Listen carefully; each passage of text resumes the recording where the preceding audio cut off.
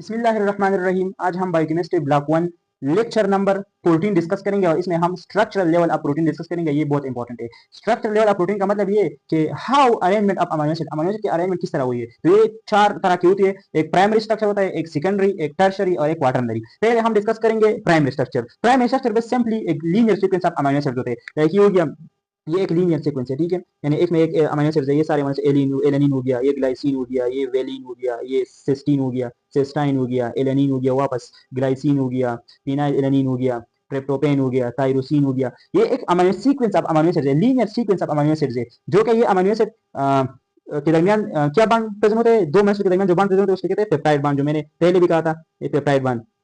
Peptide bond के through ये amino acid एक दूसरे के साथ एक लीनियर सीक्वेंस बनाया होता है, यानी एक पॉलीपेप्टाइड चेन बनाया होता है। पॉलीपेप्टाइड चेन क्या होता है? ये एक चेन ऑफ अमीनो एसिड्स होता है जो कि पेप्टाइड बांड से बने होते हैं, ठीक है। यानी एक दो अमीनो एसिड के दरमियान जो बांड प्रेजेंट है, पेप्टाइड बांड, या दो के दरमियान बांड पेप्टाइड बांड, या फिर peptide bond peptide bond peptide bond peptide bond, ठीक है। तो ये पेप्टाइड है। तो जब दो अमीनो एसिड के दरमियान जो एक पेप्टाइड बांड होता है तो उसको डाइपेप्टाइड, वो मॉलिक्यूल को डाइपेप्टाइड कहते हैं। इस तरह मेनी अमीनो एसिड कंबाइन होकर पॉलीपेप्टाइड चेन बनाता है। तो ये एक पॉलीपेप्टाइड चेन है, ठीक है। और इसमें एक अमीनो एसिड का लीनियर सीक्वेंस है जो कि पेप्टाइड बांड ने इसको कंबाइन किया है। तो ये एक प्राइमरी स्ट्रक्चर है। अब हम इसके प्राइमरी स्ट्रक्चर के बारे में मजीद डिस्कस करेंगे, लेकिन पहले हम पेप्टाइड बांड के बारे में थोड़ा डिस्कस करते हैं। अच्छा, अब हम पेप्टाइड बांड के बारे में थोड़ा डिस्कस करते हैं। पेप्टाइड बांड क्या होते हैं? पेप्टाइड बांड एक कोवेलेंट बांड का एक टाइप है, कोवेलेंट बांड है, जिसमें दो अमीनो एसिड के दरमियान ये बांड बनता है। यानी किस तरह बनता है? एक अमीनो एसिड का कार्बोक्सिलिक ग्रुप और दूसरे अमीनो एसिड का अमाइन ग्रुप कंबाइन हो जाता है और कार्बन और नाइट्रोजन के दरमियान ये बांड बनती है। एक कोवेलेंट बांड है, यानी इसमें म्यूचुअल शेयरिंग ऑफ इलेक्ट्रॉन होती है, ठीक है। तो ये है पेप्टाइड बांड। ये मैं समझाता हूँ कि ये एक अमीनो एसिड है, ये एक अमीनो एसिड है, ठीक है। इसका ये कार्बोक्सिलिक ग्रुप है, OH। और ये बाकी आप लोगों को पता है कि ये H है और ये R है और ये NH2 अमाइन, ये एक अमीनो एसिड है। अब दूसरा अमीनो एसिड है ना, ये एक दूसरा अमीनो एसिड है, N, इसके साथ एक H, ये मैं थोड़ा ओपन करता हूँ। फिर ये अल्फा कार्बन, ये हाइड्रोजन, ये R और ये C OH कार्बोक्सिलिक। ये एक अमीनो एसिड है, दूसरा अमीनो एसिड है। वो बांड जो कि एक अमीनो एसिड का कार्बोक्सिलिक ग्रुप और दूसरे अमीनो एसिड का अमाइन ग्रुप के दरमियान जो बांड बनते हैं और वाटर रिमूव हो जाता है। यानी एक अमीनो एसिड का ये कार्बोक्सिलिक ग्रुप है ना, कार्बोक्सिलिक ग्रुप से OH रिमूव हो जाएगा और अमाइन ग्रुप से H रिमूव हो जाएगा, ठीक है।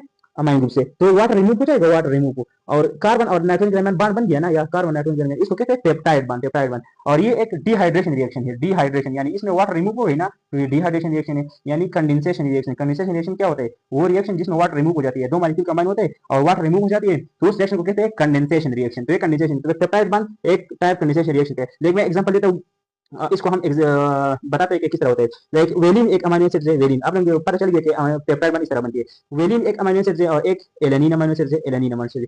इसके दरमियान जो बांड बनता है इसको कहते हैं पेप्टाइड बांड। पेप्टाइड में कार्बन नाइट्रोजन के अंदर बन गया, वाटर रिमूव हो गया। अब इससे कितने वाटर रिमूव हो जाएंगे? एक वाटर मॉलिक्यूल रिमूव हो जाएंगे, ठीक है, जब ये बांड बनते हैं, वेलिन और अमीनो एसिड कंबाइन होते हैं। तो इसको अब हम नेम किस तरह दे देंगे? तो नाम याद रखना कि जो आखिरी अमीनो एसिड है इसको ऐसे वैसे रहेंगे, लेकिन इससे पहले जो अमीनो एसिड है इसके साथ YL ऐड करेंगे। यानी ये क्या वेलिन है तो वेलाइल हो गया, वेलाइल, यानी INE रिमूव किया और YL ऐड किया, वेलाइल एलेनिन। मैंने एलेनिन ऐड किया ना, एलेनिन। तो इसका एग्जांपल है वेलाइल, ये डाइपेप्टाइड है। जब दो अमीनो एसिड कंबाइन हो जाते हैं इसके दरमियान एक पेप्टाइड बन जाते हैं, तो उसको कहते हैं डाइपेप्टाइड। अब मैं एक दूसरा एग्जांपल देता हूँ। एक अमीनो एसिड है वेलिन, दूसरा अमीनो एसिड है ग्लाइसिन, तीसरा अमीनो एसिड है ल्यूसीन। ये तीन अमीनो एसिड है। अब ये कंबाइन हो गए, ठीक है। या एक पेप्टाइड बन गया और यहाँ एक पेप्टाइड बन गया, यह बन गया और यह भी बन गया, तो दो वाटर मॉलिक्यूल रिमूव हो गए, दो वाटर मॉलिक्यूल रिमूव हो गए। लेकिन यहाँ जो कंपाउंड बन गया इसको कहते हैं ट्राइपेप्टाइड, ट्राइपेप्टाइड। तो इसको क्या नाम किस तरह देंगे? आखिरी को वही रहेंगे, या ल्यूसीन को ल्यूसीन रहेंगे, बाकी के साथ YL ऐड करेंगे। वेलिन तो वेलिन को वेलाइल, वेलाइल हो जाएगा, वेलाइल। और ग्लाइसिन को ग्लाइसाइल, ग्लाइसाइल हो गया, वेलाइल ग्लाइसाइल ल्यूसीन। यानी आखिरी अमीनो एसिड को ऐसे की वैसे रहेंगे, बाकी इससे पहले जितने भी अमीनो एसिड्स हैं उनके साथ YL ऐड करेंगे और आखिरी INE रिमूव करेंगे। तो इस तरह ये इसके नाम भी बनती है, ठीक है। और याद रखना है पॉलीपेप्टाइड और इस तरह पॉलीपेप्टाइड में क्या फर्क है, और ये ट्राइपेप्टाइड, डाइपेप्टाइड, टेट्रापेप्टाइड, पेंटापेप्टाइड, इसमें क्या फर्क है? याद रखना, जब ये जब 50 से ज्यादा 50 या 50 से ज्यादा अमीनो एसिड कंबाइन हो जाते हैं तो वो पॉलीपेप्टाइड बनाता है। क्या पॉलीपेप्टाइड बनाता है?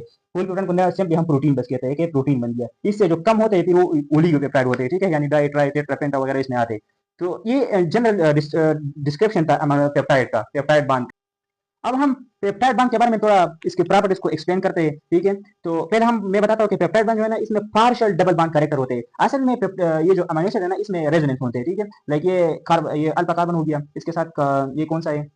हाँ, ये COH है, ठीक है, COO कार्बोक्सिलिक है, और यह नाइट्रोजन के साथ बांड बन गया, पेप्टाइड बांड बन गया, ठीक है। और उस साइड वही अल्फा। तो यह देखो, ये लोन पेयर यहाँ पे है, ठीक है। ये इलेक्ट्रॉन यहाँ पे शिप होते हैं, क्योंकि ये क्या होता है, डीलोकलाइज होता है, यहाँ शिप होते हैं, तो ये बांड यहाँ पे आते हैं। तो बांड यहाँ पे आते हैं तो यहाँ पे डिफिशियंसी प्रोड्यूस हो जाती है, ठीक है। तो यहाँ पे डिफिशियंसी प्रोड्यूस होती है, यहाँ इलेक्ट्रॉन आती है, ठीक है। तो ये इस तरह जब इलेक्ट्रॉन आ जाती है वापस जाती है तो इस तरह ये इलेक्ट्रॉन डीलोकलाइज शो करता है, यानी रेजोनेंस शो करता है। आप लोगों ने सेकंड ईयर में पढ़ा होगा रेजोनेंस, जिस तरह बेंजीन में रेजोनेंस होता था, इस तरह ये इलेक्ट्रॉन एक जगह पे नहीं होते, डीलोकलाइज होते हैं। यानी नाइट्रोजन के साथ लोन पेयर है वो लोकलाइज नहीं है, यानी डीलोकलाइज है। ठीक है, तो इसलिए ये पार्शियल डबल बॉन्ड कैरेक्टर देते हैं। तो पहला जो है ना पेप्टाइड बॉन्ड में पार्शियल डबल बॉन्ड कैरेक्टर है, इसी वजह से ये सारे एटम जो है ना ये क्या है, एक प्लेन में होते हैं, एक प्लेन में। ठीक है, डिफरेंट प्लेन में होते हैं, एक प्लेन में होते हैं, क्योंकि इसका ट्राइगोनल प्लेनर ज्योमेट्री होती है और 120 एंगल होती है। तो एक प्लेन में होते हैं, प्लेनर होते हैं और रिजिड होते हैं, रिजिड, क्योंकि पेप्टाइड बॉन्ड याद रखना ये रिजिड होते हैं, इसी वजह से कि ये रेजोनेंस, इसमें रेजोनेंस होती है। तीसरी बात याद रखना कि ये अनचार्ज बट पोलर, पेप्टाइड बॉन्ड जो है ना चार्ज नहीं होता इस पर, बट पोलर। किस तरह के पोलर है, यानी चार्ज नहीं होती, पोलर है। तो मैं समझाता हूँ किस तरह है। ये हमारे पास एक अमीनो एसिड है, ये अल्फा कार्बन है, ये हाइड्रोजन है, ये आर है, ये COOH है, COOH, और ये अमाइन है, NH2 है। सही है। अब यहाँ पे देखो, यहाँ पे ऑक्सीजन जो है आप लोगों को पता है कि मोस्ट इलेक्ट्रोनेगेटिव एलिमेंट ऑक्सीजन है, क्लोरीन के बाद ऑक्सीजन है, फिर नाइट्रोजन है। तो ऑक्सीजन का इलेक्ट्रोनेगेटिव सबसे ज्यादा है, तो ये कार्बन से इलेक्ट्रॉन खींचता है। या मैं बांड, चूंकि मैं बांड की बात करता हूँ तो इसके साथ डायरेक्ट बांड बनाऊं, पेप्टाइड बांड बनाऊं। ठीक है, ये दूसरा अमीनो एसिड जाओ पीछे, तो ये पेप्टाइड बांड बन गया। अब यहाँ देखो, क्योंकि हम पेप्टाइड बांड कैरेक्टर डिस्कस करते हैं, ये देखो प्रोटीन, ऑक्सीजन और नाइट्रोजन में कौन सा एटम मोस्ट इलेक्ट्रोनेगेटिव एटम है, ऑक्सीजन है, फिर नाइट्रोजन है। तो ऑक्सीजन अपने ये इलेक्ट्रॉन अपनी तरफ खींचता है, क्योंकि इसके इलेक्ट्रोनेगेटिव सबसे ज्यादा है। तो यहाँ पे नेगेटिव चार्ज आ जाता है, पार्शियल नेगेटिव चार्ज आता है, और नाइट्रोजन पर पार्शियल पॉजिटिव चार्ज आता है, पार्शियल। तो यहाँ पे पार्शियल नेगेटिव चार्ज ऑक्सीजन पे आता है, पार्शियल पॉजिटिव चार्ज नाइट्रोजन पे आता है। तो इसलिए ये एक पॉजिटिव क्रिएट करते हैं, डायपोल मोमेंट क्रिएट करते हैं। तो इसलिए ये क्या है, पोलर है, लेकिन चार्ज तो नहीं है, वो न्यूट्रल है ना। तो पेप्टाइड बॉन्ड अनचार्ज है लेकिन पोलर है। चौथी जो इंपॉर्टेंट कैरेक्टरिस्टिक्स है वो है ट्रांस कंफिगरेशन। पेप्टाइड बॉन्ड यानी ये ट्रांस, इसका कंफिगरेशन क्या है, ट्रांस है, सेस नहीं है, ट्रांस है। ट्रांस में आप लोगों को पता है कि यानी कोई भी मॉलिक्यूल है ना, तो इसमें वो एटम जो है ना इस तरह एक दूसरे के अपोजिट होते हैं, ट्रांस होते हैं। ये ट्रांस क्यों होते हैं, पेप्टाइड बॉन्ड ट्रांस इसलिए है ना क्योंकि ये स्टेबल होता है। स्टेबल इसलिए होता है कि इसमें स्टेरिक हैंड्स नहीं होते हैं, ये एक एटम यहाँ होता है, एक एटम यहाँ पे होते हैं, तो एक दूसरे से सेपरेट होते हैं, स्टेरिक हैंड्स कम होता है। अगर ये सेफ होता है तो फिर ये एटम, यानी ये एक एटम, ये एटम एक दूसरे को रिपेल करता है, स्टेरिक हैंड्स ज्यादा होता है। लेकिन चूंकि ये ट्रांस है, एक एटम यहाँ है, दूसरा एटम वहाँ है, तो एटम एक दूसरे के दूर है, तो इसलिए स्टेरिक हैंड्स इसमें कम है, तो ये स्टेबल है। तो ट्रांस कॉन्फ़िगरेशन है पेप्टाइड बॉन्ड की। अच्छा, हमने पेप्टाइड बॉन्ड को एक्सप्लेन किया। अब हम प्राइम स्ट्रक्चर की वापस की तरफ आते हैं। हमने कहा कि प्राइम स्ट्रक्चर में अमीनो एसिड का एक लीनियर सीक्वेंस होता है जो कि पेप्टाइड बॉन्ड के दरमियान होता है। तो पेप्टाइड बॉन्ड हमने एक्सप्लेन किया। अब हम वापस आते हैं प्राइम स्ट्रक्चर। प्राइम स्ट्रक्चर में मैं मजीद एक्सप्लेन करता हूँ कि बुक में लिखा है कि जब एक मामूली सा सिंगल चेंज अमीनो एसिड के सीक्वेंस में सिंगल सा चेंज भी आ गए ना, तो फिर प्रोटीन की फंक्शन जो है ना चेंज होती है। आप लोगों ने सुना होगा कि sickle cell anemia. Sickle cell anemia में क्या होता है, ये जो हीमोग्लोबिन का बीटा चेन है ना, पोजीशन नंबर 6, ये एक बीटा चेन है, पोजीशन नंबर 6, ये पोजीशन नंबर 6 पर एक अमीनो एसिड है ग्लूटामिक एसिड या ग्लूटामीन। इसकी जगह कौन सा अमीनो एसिड आता है, इस पर एक जो अमीनो एसिड आता है उसका नाम है वेलिन, वेलिनिक एसिड या वेलिन। वेलिन जब आता है तो अमीनो एसिड का सीक्वेंस चेंज हो गया ना, ग्लूटामिक एसिड का पहले, इसकी जगह वेलिन आ गया, बीटा चेन और पोजीशन नंबर 6 पर। ठीक है, तो अमीनो एसिड का सीक्वेंस चेंज हो गया। जब भी मामूली सा भी एक सिंगल सी चेंज भी आ जाए ना, तो प्रोटीन का फंक्शन जो है चेंज हो जाता है, तो वो कंडीशन काज करता है सिकल सेल एनीमिया। तो ये बहुत इंपॉर्टेंट सीक्वेंस है प्राइमरी स्ट्रक्चर, याद रखना। प्राइमरी स्ट्रक्चर का एग्जांपल है इंसुलिन। इंसुलिन जो है ना ये प्राइमरी स्ट्रक्चर का एग्जांपल है। अब आपको पता है कि इंसुलिन के दो चेन होते हैं, एक ए चेन है और एक बी चेन है, दो चेन से बने होते हैं। ठीक है, एक ए चेन में 32 अमीनो एसिड होते हैं और बी चेन में 29 अमीनो एसिड होते हैं, 29 अमीनो एसिड, सॉरी, एक चेन में ये सारे 32 ये हो गए, तो सॉरी 19 अमीनो एसिड इसमें होते हैं। तो ये दो चेंज है, एक में 32 अमीनो एसिड होते हैं, दूसरे में 19 अमीनो एसिड होते हैं। ठीक है, तो अगर इन अमीनो एसिड के सीक्वेंस में मामूली सा भी चेंज आ गया ना, तो इसकी जो बायोलॉजिकल एक्टिविटी ना, इंसुलिन की जो बायोलॉजिकल एक्टिविटी है ये क्या होगी, ये चेंज हो जाएगी। यानी बायोलॉजिकल एक्टिविटी से क्या है, यानी ये ब्लड ग्लूकोज काम करता है। अगर इस सीक्वेंस में थोड़ा सा भी चेंज आ गया तो फिर वही एक्टिविटी नहीं कर पाएगा, तो फिर वो कंडीशन काज होती है, डायबिटीज मेलिटस काज हो जाती है ना। तो ये था प्राइमरी स्ट्रक्चर ऑफ प्रोटीन। अच्छा, हम प्रोटीन की स्ट्रक्चर लेवल को एक्सप्लेन कर रहे थे, हमने प्राइमरी स्ट्रक्चर को एक्सप्लेन किया। अब हम सेकेंडरी स्ट्रक्चर को एक्सप्लेन करते हैं। तो my dear doctor, secondary structure वो स्ट्रक्चर होता है जिसमें प्राइमरी स्ट्रक्चर जो है ना वो अपने आप से फोल्ड हो जाता है। ठीक है, तो वो एक जो स्ट्रक्चर बनाता है उसको सेकेंडरी स्ट्रक्चर कहते हैं। तो सेकेंडरी स्ट्रक्चर में 4 स्ट्रक्चर आते हैं, alpha helix, beta pleated sheet, beta Benz या बीटा टर्न्स, या सुपर सेकेंडरी स्ट्रक्चर जिसको दूसरा नाम कहते हैं मोटिव। तो हम इसको वन बाय वन एक्सप्लेन करते हैं। अच्छा, अब हम पहला सेकेंडरी स्ट्रक्चर में हम पहला डिस्कस करते हैं अल्फा हेलिक्स स्ट्रक्चर। नाम से पता चलता है, यानी ये एक स्ट्रक्चर होता है, यानी ये किस तरह होता है, हेलिकल स्ट्रक्चर होता है, या हेलिकल हम कहते हैं स्पाइरल स्ट्रक्चर होता है, राइट हैंडेड हेलिकल स्ट्रक्चर होता है, जो कि most common structure of the secondary structure. Secondary structure में सबसे मोस्ट कॉमन स्ट्रक्चर जो है अल्फा हेलिक्स है। ठीक है, और इसमें जो हाइड्रोजन बॉन्ड होते हैं ना, ये इंट्रा चेन हाइड्रोजन बॉन्ड होते हैं, इंट्रा चेन हाइड्रोजन बॉन्ड। देखो, ये अल्फा हेलिक्स एक हेलिकल स्ट्रक्चर है। ठीक है, एक हेलिकल स्ट्रक्चर है। अब इस तरह इसमें हाइड्रोजन बॉन्ड किस तरह होता है, यानी इस स्ट्रक्चर को हाइड्रोजन बॉन्ड स्टेबलाइज करता है। किस तरह करता है, यानी ये एक टर्न है। ठीक है, ये एक टर्न है, इसमें एक अमीनो एसिड नंबर 1 है। ठीक है, और ये मैं दूसरे अमीनो एसिड नंबर 4 लेता हूँ। ठीक है, तो अमीनो एसिड नंबर 1 का जो यानी सी और डबल बॉन्ड ओ है ना, C double bond O, amino acid का कार्बन नंबर 1 पे जो ओ है ना, कार्बन के साथ जो ओ है, कार्बोनिल ओ, और कार्बोनिल ग्रुप है। और जो अमीनो एसिड का नंबर 4 नंबर अमीनो एसिड है ना, इसका जो NH है, NH, यानी यहाँ बात किसके दरमियान होता है? अमीनो एसिड नंबर 1 का कार्बोनिल ग्रुप के दरमियान और अमीनो एसिड नंबर 4 का अमाइन ग्रुप के दरमियान NH। तो ऑक्सीजन हाइड्रोजन किसके दरमियान होता है? जब हाइड्रोजन मोस्ट इलेक्ट्रोनेगेटिव एटम के दरमियान बॉन्ड बनाता है। मोस्ट इलेक्ट्रोनेगेटिव एटम कौन से है?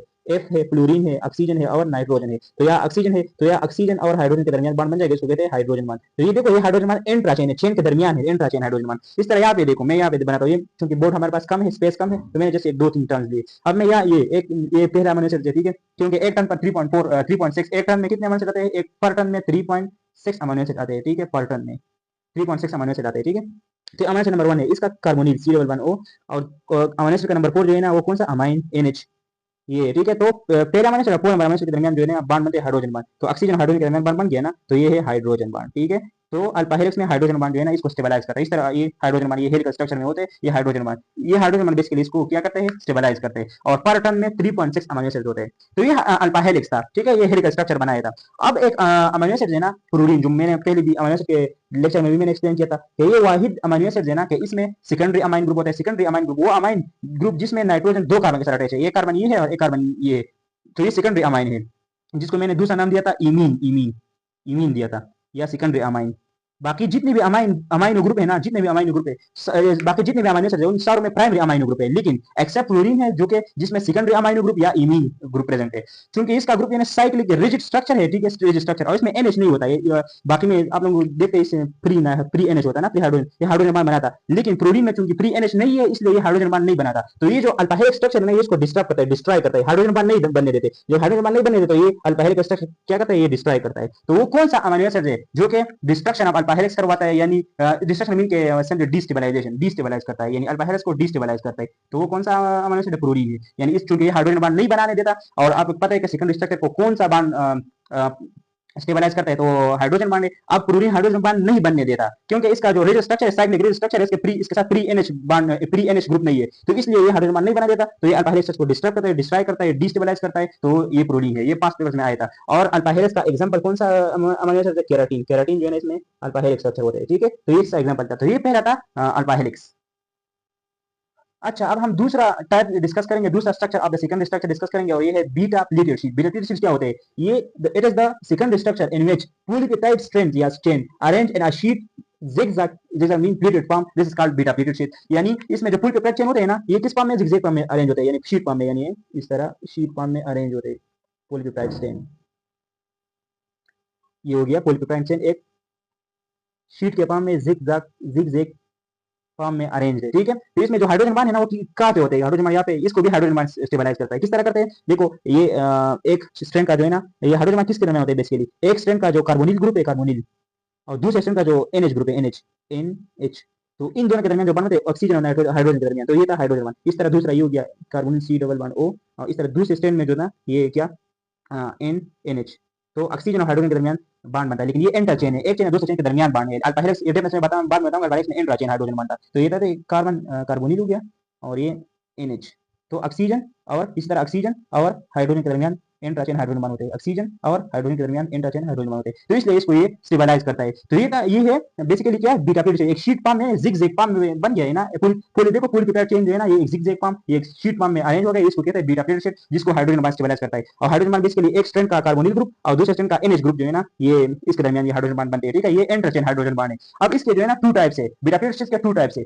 एक टाइप मैं समझाता हूँ कि एक टाइप जो है ना, वो है पैरेलल टाइप से बताता हूँ, ठीक है, types of beta pleated sheet. तो एक है parallel parallel beta beta sheets.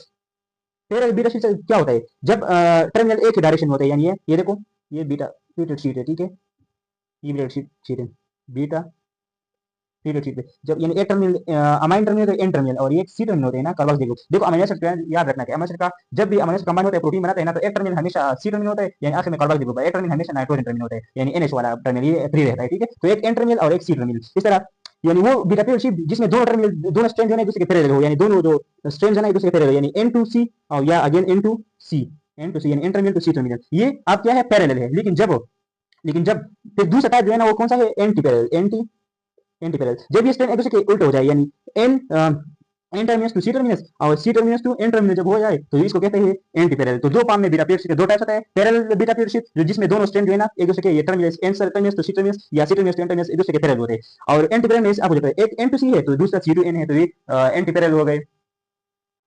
तो स्टूडेंट्स हमने अल्फा हेलिक्स स्ट्रक्चर और बीटा पीरियड स्ट्रक्चर को डिस्कस किया। अब हम इन दोनों के दरमियान डिफरेंस डिस्कस करते हैं। तो पहला डिफरेंस है कि अल्फा हेलिक्स में hydrogen bond is parallel to full peptide chain, यानी एक अल्फा हेलिक्स स्ट्रक्चर है, ठीक है, ये हेलिकल स्ट्रक्चर है। इसमें जो हाइड्रोजन बॉन्ड या तो इनके दरमियान बनते हैं ना, hydrogen bond OH OH, hydrogen bond OH OH के दरमियान बनते हैं हाइड्रोजन बॉन्ड O और H, हाइड्रोजन बॉन्ड OH। तो ये देखो हाइड्रोजन बॉन्ड है ना, ये जो स्ट्रेन है इसके दरमियान इसको पैरेलल है, पैरेलल यानी ये एक मैं एक सेंट्रल एक्सिस ले लूं ना, तो ये सेंट्रल एक्सिस के पैरेलल है, देखो हाइड्रोजन बॉन्ड पैरेलल है। लेकिन बीटा पीरियड में आप लोगों ने देखा कि ये बीटा पीरियड है, ठीक है, बिना पीरियड से तो ये हाइड्रोजन में क्या बन रहा है, O और H, हाइड्रोजन में क्या बनता था ना, O और H, O और H। तो ये देखो हाइड्रोजन में क्या बनता है, तो ये स्ट्रेंथ है, ये स्ट्रेंथ का अगर हम सेंट्रल एक्सिस ले लेना तो इसके परपेंडिकुलर है, परपेंडिकुलर। तो अल्फा हेलिक्स में जो हाइड्रोजन बॉन्ड है ये पैरेलल है टू द पॉलीपेप्टाइड चेन, और बिना पीरियड में आप लोग क्या लिखेंगे कि perpendicular to the polypeptide chain. अब हम दूसरा जो पॉइंट है वो है कि हाइड्रोजन बॉन्ड जो है अल्फा हेलिक्स में इंट्रा चेन हाइड्रोजन होता है। आप लोगों ने देखा कि जो मैंने ड्रा किया था ना अल्फा हेलिक्स स्ट्रक्चर, ये हाइड्रोजन बॉन्ड चेन के दरमियान था ना अल्फा हेलिक्स, ये देखो अल्फा हेलिक्स में हाइड्रोजन बॉन्ड इंट्रा चेन तो चेन के दरमियान था। लेकिन बीटा पीरियड में आप लोगों ने देखा था कि ये बीटा पीरियड शीट है, ठीक है, ठीक है, ये बीटा पीरियड शीट है, ये देखो हाइड्रोजन बॉन्ड ऐसे है ना, ये हाइड्रोजन दरमियान इंटरचेन है, ठीक है, इंटरचेन हाइड्रोजन, दो चेन दो स्ट्रेंथ के दरमियान होते हैं, इंटरचेन हाइड्रोजन बॉन्ड है, ठीक है। तो ये दो सेकंड पॉइंट हो गया। अब तीसरा पॉइंट जो है ना अल्फा हेलिक्स जो है ना ये मोर इलास्टिक और फ्लेक्सिबल है, जबकि बीटा पीरियड जो है ना ये शीट लाइक स्ट्रक्चर है, ठीक है, एक जिगजैग स्ट्रक्चर है, तो ये बहुत हार्ड है, ठीक है, बहुत हार्ड है, रिजिड स्ट्रक्चर है।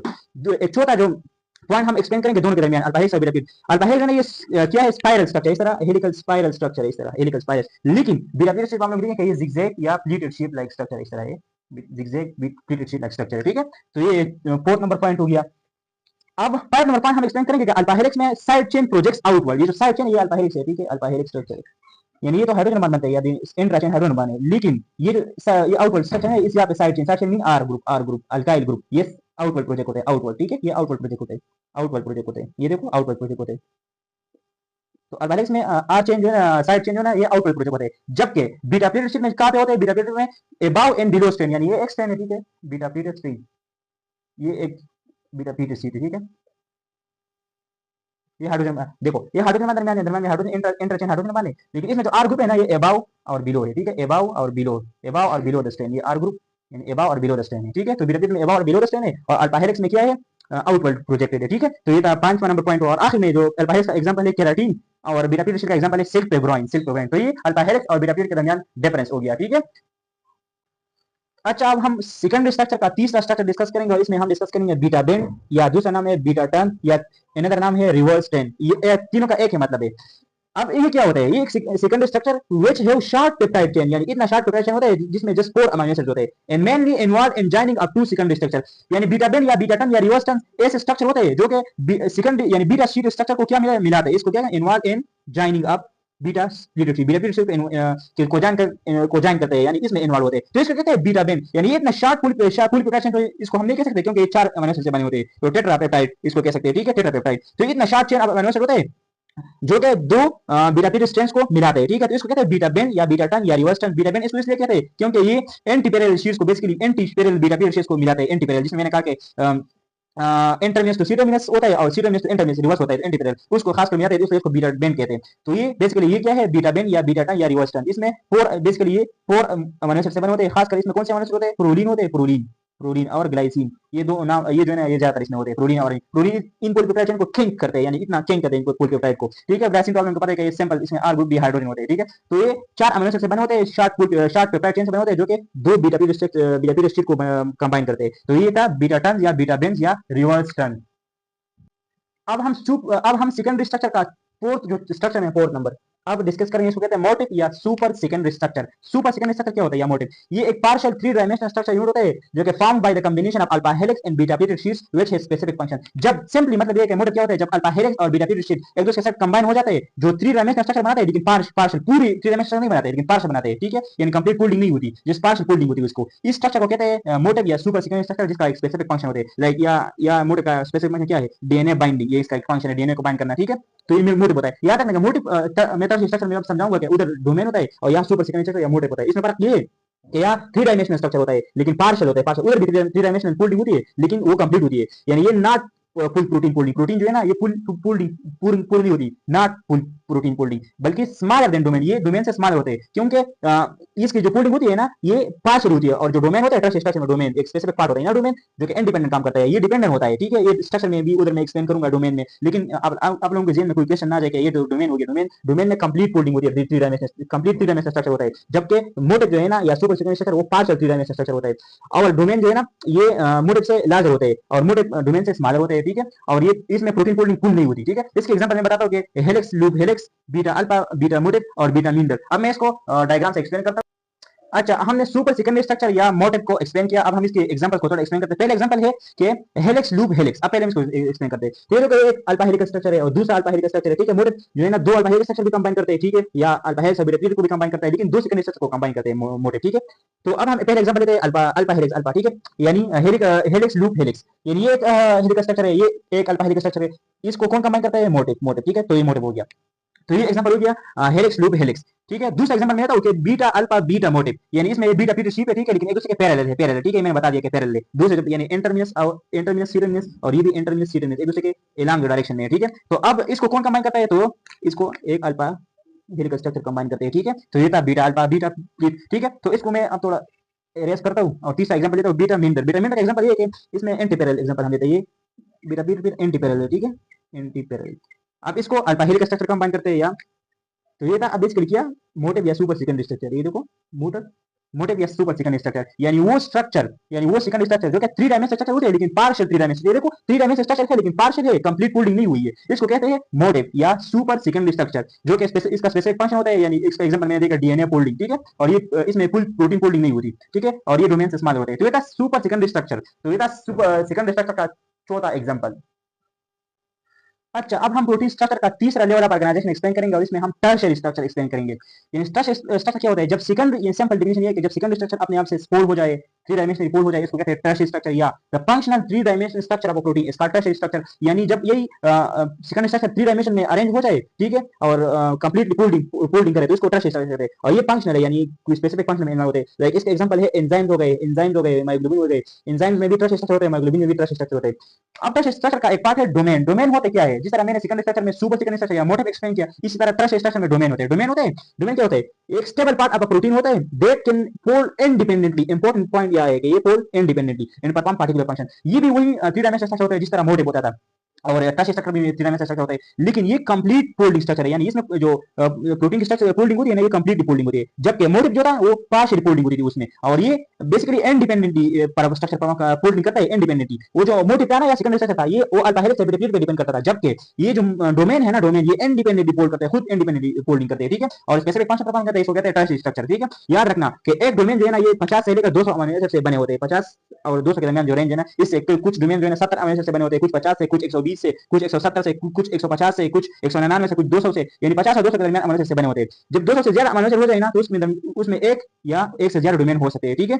अगर 500 अमीनो एसिड है तो उसमें तकरीबन 2 या 3 डोमेन होते हैं, ठीक है। तो 200 से ज्यादा वो 200 से ज्यादा अमीनो एसिड, तो उसमें एक से ज्यादा डोमेन होते हैं। और याद रखना डोमेन जो है ये कॉम्प्लेक्स थ्री डायमेंशनल स्ट्रक्चर है मोटिव से, यानी ये लार्जर है और वो स्मॉलर है। ये इसमें कंप्लीट फोल्डिंग होती है और मोटिव में कंप्लीट फोल्डिंग नहीं होती, पार्शियल फोल्डिंग होती थी, ठीक है। तो बेसिकली ये क्या था? ये मोटिव था, सॉरी मोटिव नहीं, डोमेन था। तो डोमेन जो है ना, डोमेन को मैं एग्जांपल देता हूं। लाइक आप लोगों ने सुना होगा कि सिलिंडर के अक्रॉस एक प्रोटीन होता है जिसको हम कहते हैं सोडियम पोटेशियम एटीपेज। तो इसके इंट्रासेल्युलर रीजन 3 डोमेन होते हैं, यानी इसके साथ 3 सोडियम बॉन्ड होते हैं, 3 सोडियम बॉन्ड, और एक्स्ट्रासेल्युलर 2 डोमेन इसके होते हैं, यानी पोटेशियम 2 पोटेशियम बॉन्ड होते हैं। ये पोटेशियम को अंदर भेजते हैं और सोडियम को बाहर भेजते हैं, सोडियम पोटेशियम एटीपेज। यानी ये एक कंप्लीट फोल्ड 3 डायमेंशनल स्ट्रक्चर है जो कि इंडिपेंडेंट फोल्डिंग करते हैं, देखो इंडिपेंडेंट फोल्ड करते हैं, ठीक है, और इसका स्पेसिफिक फंक्शन है तो सोडियम पोटेशियम एटीपेज हो गया, ठीक है। तो ये डोमेन है, डोमेन मीन के एक स्पेसिफिक चीज का पार्ट, यानी ये देखो ये एक प्रोटीन है, ठीक है। अब इस ये मार्कर बेस के लिए क्या है? ये कंसीडर करो कि टर्शियरी स्ट्रक्चर है, प्रोटीन है, तो प्रोटीन का टर्शियरी स्ट्रक्चर एंजाइम हो गया, एग्जांपल एंजाइम है। अब इसका जो है ना ये पार्ट, ये इसको कहते हैं डोमेन, जो कि इंडिपेंडेंटली फोल्डिंग करता है, ठीक है, और इंडिपेंडेंटली इसका स्पेसिफिक फंक्शन होता है, तो उसको कहते हैं डोमेन। डोमेन मीन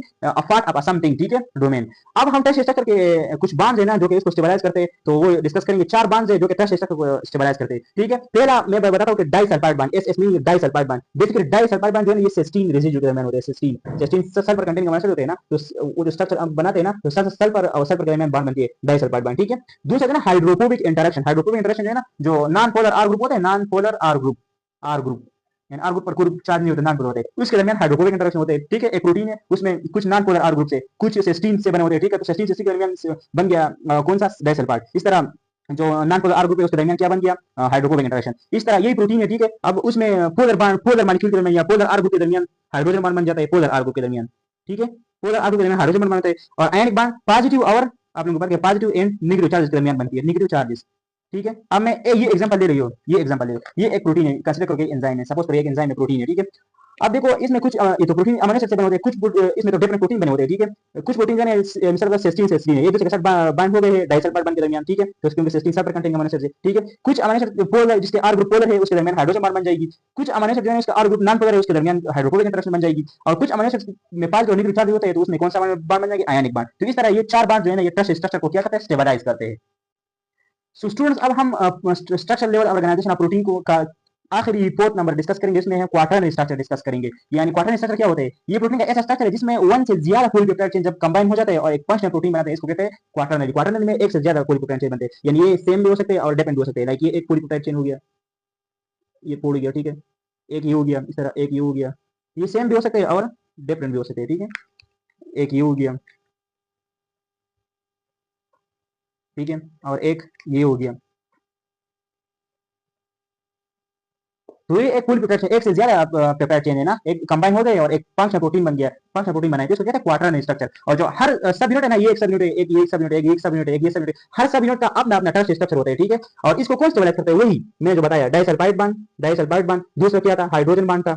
और कौन सा बॉन्ड था, मैंने बताया था कि आयनिक बॉन्ड था, ठीक है, आयनिक बॉन्ड। और कौन सा बॉन्ड था, हाइड्रोफोबिक बॉन्ड था या हाइड्रोफोबिक इंटरेक्शन, ठीक है। और वंडरवाल, इसमें वंडरवाल भी आता है, वही वंडरवाल नॉन पोलर के दरमियान होता है, यानी वीक इंटरेक्शन होते हैं, वंडरवाल वंडरवाल वंडरवाल इंटरेक्शन या वंडरवाल फोर्सेस।